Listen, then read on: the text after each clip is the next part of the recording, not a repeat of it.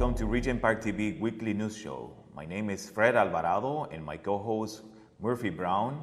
We present news that impacts on Regent Park and other surrounding communities located in the downtown east of Toronto. In this episode, we present the following news stories for the week of October 5th, 2021.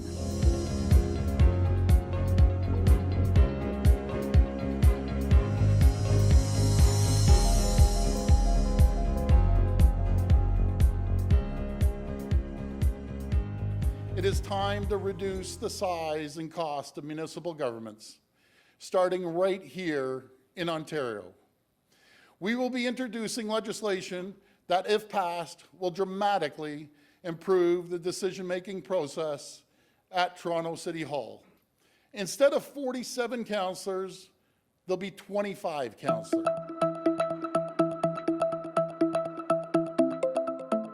The Supreme Court of Canada has ruled in favor of the Ontario government's decision to cut the size of Toronto City Council, ending a 3-year battle over legislation introduced in the middle of its 2018 municipal election. In a 5-4 split, the majority of Supreme Court justices agreed with the provincial government and ruled the city's appeal should be dismissed. The Supreme Court of Canada's ruling comes years after the Ford government plunged Toronto's electoral process into turmoil. In August of 2018, more than 2 weeks after nominations closed for its October 22nd election, the Ontario government passed legislation to redraw the city's electoral map. The Better Local Government Act, better known as Bill 5, reduced the number of city councillors from 47 to 25 and realigned the city's wards to match the federal and provincial electoral boundaries.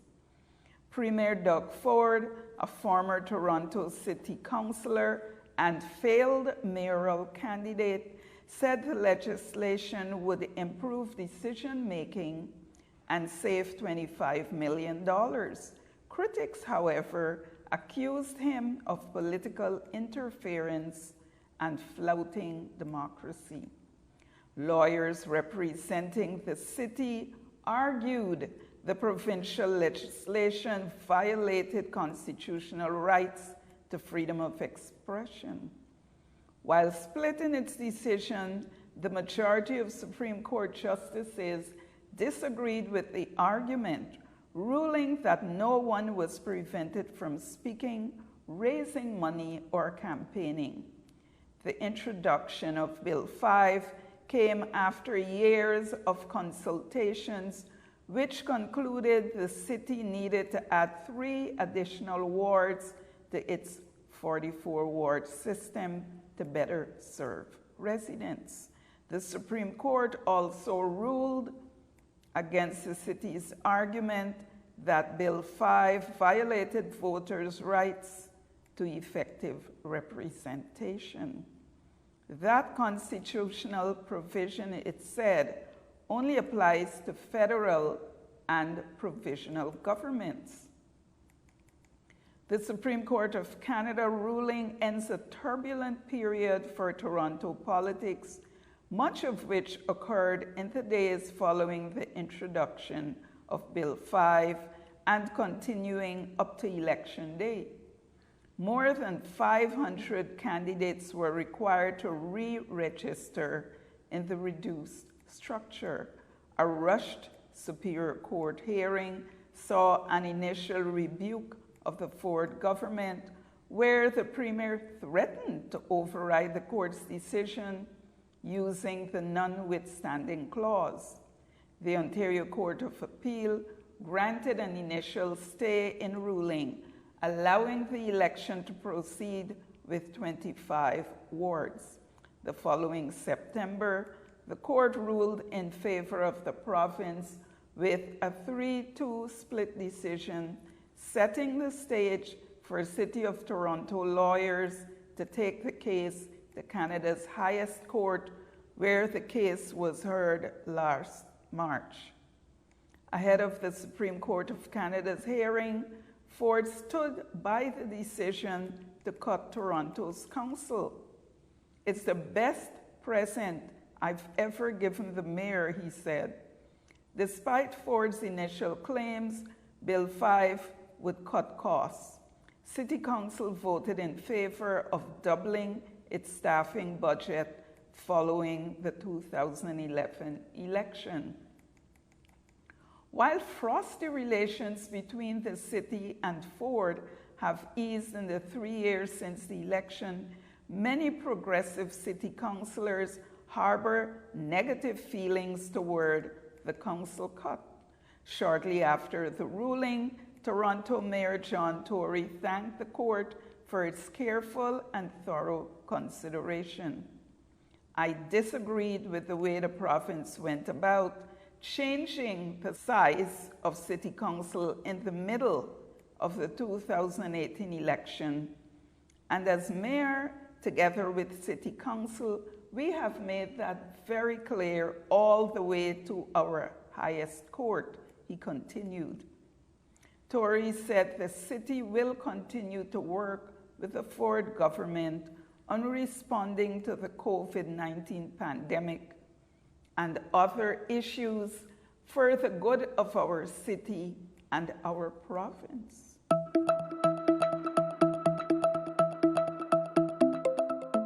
Councillors condemned the court's decision and accused Doug Ford of undermining political interference and democracy. On Twitter, Ward 14 Councillor Paula Fletcher called it a sad day. Ward 8 Councillor Mike Ard said it was a disgusting day for the local democratic government, dark day for Toronto. Similarly, former Toronto Mayor David Miller called the decision disappointing news, which does not fit the modern reality of city governments. A statement issued Friday morning, Provincial Liberal leader Stephen Del Duca also said he was disappointed with the court's decision. The ruling will come as a shock to those who fought Ford's 2018 municipal intervention. The damage has already been done, he said. Toronto Community Housing welcomes Coinamatic as their new laundry service. Toronto Community Housing, the TCHC, recently completed a competitive procurement process to secure a vendor for commercial laundry services. The vendor is Coinamatic, which becomes TCHC's new service provider effective October 1st, 2021. The switchover of equipment for laundry rooms across the TCHC portfolio will begin this October and is scheduled to be completed by February 2022. The transition includes a complete refresh of laundry machines and equipment throughout all TCHC buildings. Each switchover will take up to 2 business days. Once the former provider's equipment is removed, Coinamatic's equipment will be installed within 1 business day to minimize disruptions on tenants. During this time, laundry rooms will be closed. Advance notice will be posted in laundry buildings advising tenants of the closure and the transition. Tenants will receive updates about this from their superintendents or through posters posted around their building and laundry room. The Toronto RENTBANK is providing a pilot grant program to low-income households facing eviction due to short-term financial difficulties. If you're a Regent Park or Toronto resident and are behind on your rent or need help with your first and last month's rent for a more affordable or suitable residence, You may be eligible to receive a Toronto RENTBANK grant. You may be eligible for a grant if you are living in Toronto, if you are within low-income guidelines and not in receipt of social assistance, if you are paying market rent, and if you meet all other program requirements. For more information, go to toronto.ca RENTBANK or call 416-397-7368.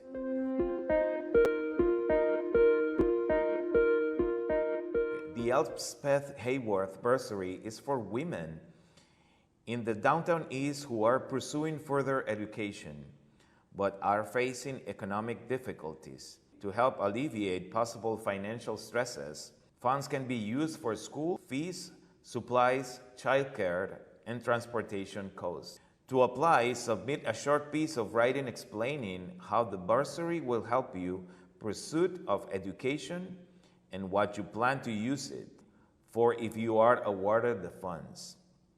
Please include your name, address, and phone number, the course or program you plan to take, and the name of phone numbers of 2 references, not family members. Drop off your application in person at 188 Carlton Street or via email to carmen.clayton@dixonhall.org. The applications are due by October 15, 2021. To be eligible, applicants must live in the Regent Park, Downtown East area.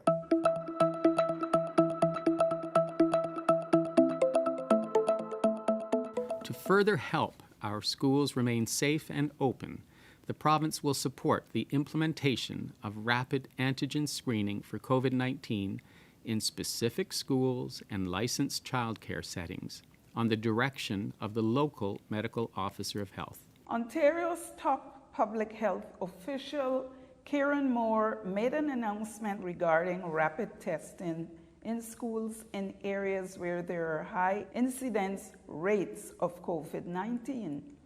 It comes as the Ford government faces criticism from parents over its refusal to make rapid tests more widely available in schools. In recent weeks, parents at a number of schools across Toronto have set up their own rapid antigen screening systems for students after growing frustrated with the availability of surveillance testing during the Delta-driven 4th wave of the pandemic. There are currently 816 Ontario schools with at least 1 case of COVID, and 5 schools have been shuttered due to outbreaks. And with the Thanksgiving weekend quickly approaching, many Regent Park residents are preparing to host or attend gatherings with their friends and families.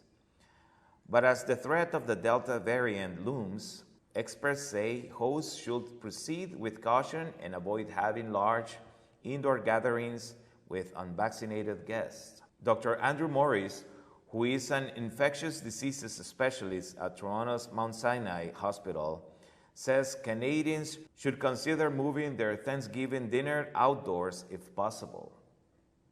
The safest thing you can do is ensure that everyone that comes into your home is vaccinated, and that will get rid of a lot of risk, Morris said. Health experts also predict COVID-19 cases will rise across the country following the Thanksgiving weekend. I think that clearly the biggest risk that we've seen throughout the pandemic is holidays, and they don't have to be statutory holidays. We've seen this with the Mother's Day and Father's Day, Morris said. Now we continue with events in the Regent Park area, and Murphy Brown has a full report on the Sunday in the Park Festival. Sunday in the Park is an annual event that takes place usually in the month of August in Regent Park. Typically, it is the biggest festival held in the community.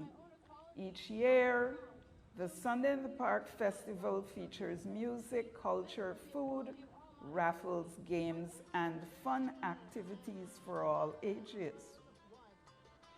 This year, due to concerns about COVID-19 and consideration of social distancing, it was decided to hold the 30th anniversary of Sunday in the Park virtually and in September. Led by a steering committee comprised of community members, this year's 30th anniversary of Sunday in the Park took place on September 19th by Zoom. The online event featured information on COVID-19 from speakers from the Regent Park Health Center, which included a question and answer about vaccination. Breakout rooms were also held for trivia games where residents could win prizes. The event included the playing of an RPTV video about the history of Sunday in the Park as told by longtime community member Deanie Peters. 91, and it was actually started by Regent Park Focus. And it was an opportunity for us to come together as a community and celebrate the positive things about our community at a time when we were very stigmatized, and the outside perception of Regent Park was wrong. And it was, we had a lot of very negative media that always portrayed our community in a very, very bad light. And we'd hear comments about it being a bad neighborhood. So that's why Sunday in the Park started, so that we could actually show people the wonderful qualities of our people and of our community. 2 viewing stations were set up for TCHC and Market seniors in the community, and despite being held over Zoom, community caterers provided 300 meals to registered families. Despite all the planning, the 2021 virtual Sunday in the Park did not go well. Last-minute changes resulted in the cancellation of planned entertainment that was to be provided by the Focus Media Arts Center. The food, which was supposed to be prepared at the Paint Box Bistro, was moved to Fred Victor Center at 40 Oak Street. Unfortunately, no one bothered to tell the staff there. Furthermore, the kitchen area had to be shared with another cooking program, resulting in confusion. That is not all. TCHC staff who were supporting the seniors reported that the seniors attending the viewing stations were bored by the COVID information and that they did not understand the games. In an evaluation review of the event by the steering committee, most members felt that the 2-hour event was largely a failure. One of the perceived reasons for holding Sunday in the Park online was the inability to obtain a permit for the big park from the City of Toronto. This, however, proved to be untrue, as a week prior to Sunday in the Park, the Emancipation Proclamation Festival, organized by Joanne Warner on September 12th, was held in the big park with blessings from the city. A motion to apply to the city to hold another in-person Sunday in the Park festival in the big park on October 10th, 2021 was turned down by the steering committee. Regent Park Community Benefits Coalition, Toronto Community Housing, and Tridel brought a community learning series on September 28th to Regent Park residents.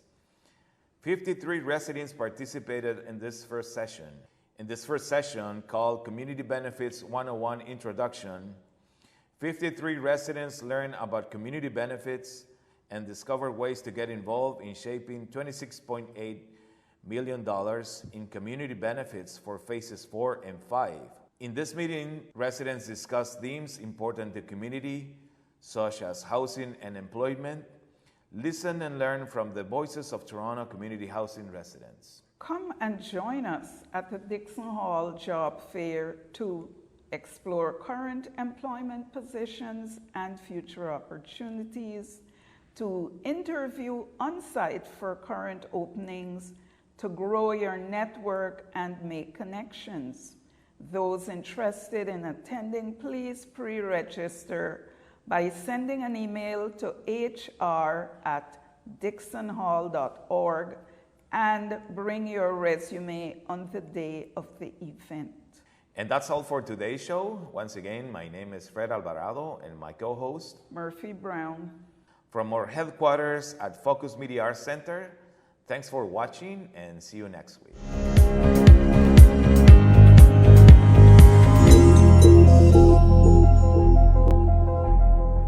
Don't forget to like, comment, share, and subscribe to our YouTube channel, and check out all of our social media platforms. For more information, check out our website.